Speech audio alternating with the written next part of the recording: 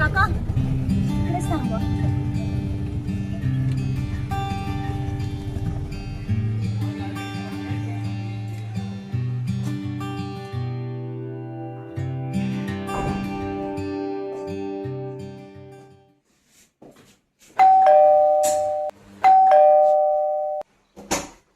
हाय, बरीच लवकर आली. अगं ये ना प्लीज. मी आलो.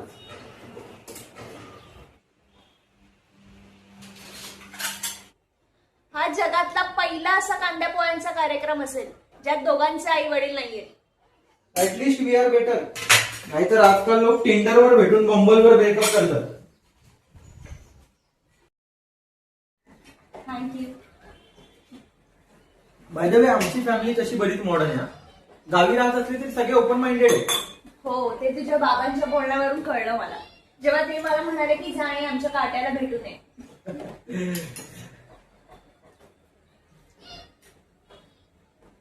तुझी आई येणार होती ना ग सोबत तुझ्या? हो, तिला अर्जंट मीटिंगला जावं लागलं, सो मी एकटीच आहे. थँक गॉड तू कॅन्सल नाही केलं. स्वतः मुलगा कांदे पोहे घेऊन येणार असेल तर कोणती मुलगी कॅन्सल करेल? ते पण बरं झालं तू आज आलीस.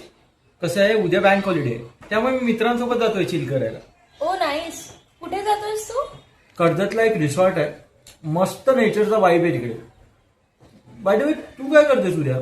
फ्री असशील तर यू कॅन जॉईन अस. नाही सॉरी, उद्या मला एका ठिकाणी जायचंय. का? कोणासोबत डेट वगैरे फिक्स केली आहेस का? नाही रे, डेट वगैरे काही नाहीये. उद्या मला चैत्यभूमीवर जायचंय. चैत्यभूमी म्हणजे तेच ना, त्या लोकांचं एक सेंटर असतं जिथे दरवर्षी सगळेजण जमतात. त्या लोकांचं म्हणजे?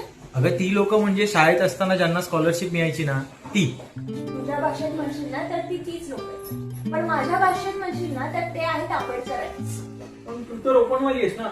नाही म्हणजे मला जातीचा काही प्रॉब्लेम नाहीये, पण मॅट्रिमोनियल साईट वरती तू ओपन टाकलं होतंस म्हणून विचार. हो, मी ओपन वालीच आहे, पण न चुकता दरवर्षी मी तिकडे जाते. का?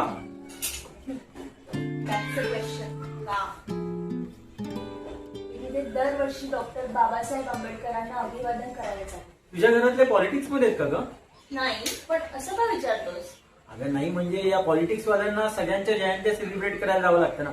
मग त्यांची इच्छा असो किंवा नसो, मला वाटलं तुझं पण तसंच काहीतरी असेल. नाही, मी स्वतःच्या इच्छेने तिकडे दरवर्षी जाते. तुझ्या घरच्यांना माहिती आहे का तू हे सगळं करतेस ते? What is this nonsense bro? मी गुन्हा करायला जात नाही. आणि बाय द वे, आम्ही पूर्ण फॅमिली तिकडे जातो, आई, मी आणि भाऊ. नाईस. मला ऍक्च्युली या सगळ्याचा काही प्रॉब्लेम नाहीये, पण बाबांना. पण मगाशी तर तू म्हणालास की तुझे बाबा खूप ओपन माइंडेड आहेत, पण म्हणजे ते जात मानतात, बरोबर ना? Not exactly. अगं माझे काही मित्र आहेत त्यांच्यातले. Not fair. त्यांच्यातले पण म्हणतोस आणि मित्रही म्हणतोस, असं कसं चालेल? अगं म्हणजे हे तू माझी गंमत करणं बंद करा, आणि तू हा गैरसमज सुद्धा करून घेऊ नको की मी जात वगैरे सगळं काही मानतो. अगं आउट ऑफ क्युरिओसिटी विचारलं तुला फक्त. बाकी बाबासाहेबांचं दर्शन प्रत्येकाने घ्यायलाच हवं. इम्प्रेस करण्यासाठी बोलतोयस की कूल दिसण्यासाठी? अगं नाही, खरंच बोलतोय. बरं मला सांग की बाबासाहेबांनी देशासाठी काय केलं? संविधान लिहिलं. आणि हे कांदे पोहेचा कार्यक्रम आहे का इंटरव्ह्यू आहे? इंटरव्ह्यू आहे असं समज आणि उत्तर दे. त्यांनी त्या लोकांसाठी कायदे बनवले. आणि हिंदू कोड बिल मी एका पॉडकास्ट मध्ये ऐकलं होतं. पॉडकास्ट बघण्यापेक्षा जर 4 पुस्तकं वाचली असतीस ना तर बाबासाहेब खूप चांगले कळले असते तुला. प्लीज आता थांबवूया का हा topic? I know Babasaheb great होते आणि राहतील. तू मान्य केल्याने किंवा न केल्याने काही फरक नाही पडणार आहे. आणि तुला कदाचित माहिती नसेल तर सांगते, भारतात जन्मलेल्या प्रत्येक व्यक्तीला त्याच्या आयुष्यात प्रत्येक स्टेपवर बाबासाहेबांची गरज पडते, मग तो माणूस आपला असो किंवा त्यांचा. अगं तू कांद्या पोह्याचं रूपांतर डिबेटमध्ये का करतेस? गरज आहे त्याची. Maternity leave act, child labour act, right to education, right to choose your partner, हे सगळे ऍक्ट आपल्याला बाबासाहेबांमुळे मिळाले. जन्मापासून ते मृत्यूपर्यंत प्रत्येक व्यक्तीला या 3 गोष्टींची गरज पडते: अन्न, हवा आणि बाबासाहेब. हो हो हो, अगं कळलं मला की तू बाबासाहेबांवर पीएचडी केली असते. अरे बाबासाहेबांवर पीएचडी करणं सोपं नाहीये. बाबासाहेबांवर पीएचडी करणं म्हणजे काजळाने सूर्यावर बोलण्यासारखं. वाटलं होतं त्यापेक्षा हा कांदा पोह्याचा कार्यक्रम फारच वेगळा झाला आजचा. हे आपण याला आंबेडकरवादी विचारांचे कांदे पोहे असं म्हणू शकतो का? हा, कमाल नाव आहे. बरं, येते मी. संध्याकाळ झाली, उद्याची तयारी पण करायची. अगं पण तू तुझा डिसिजन नाही सांगितला मला. होकार आहे की नकार? तुला काय वाटतं?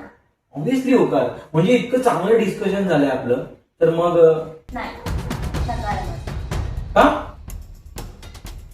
कारण जोपर्यंत आपण त्यांच्यातले होत नाही ना, तोपर्यंत माझा नकारच असतो.